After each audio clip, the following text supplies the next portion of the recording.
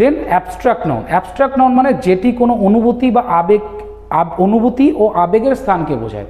যেই নামগুলি আমাদের যে বক্তা তার অনুভূতি বা আবেগের স্থানকে বোঝায়, বা কোনো মানুষের কোনো প্রাণীর অনুভূতি বা আবেগের স্থানকে বোঝায়, সেগুলোকে বলা হয় abstract noun.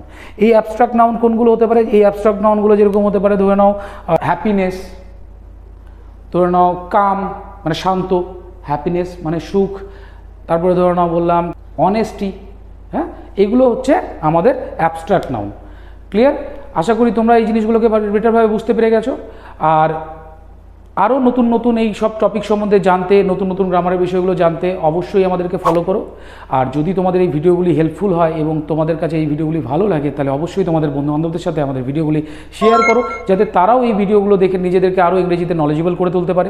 If you like this video, then don't forget to subscribe and please like our video and share our video with your friends.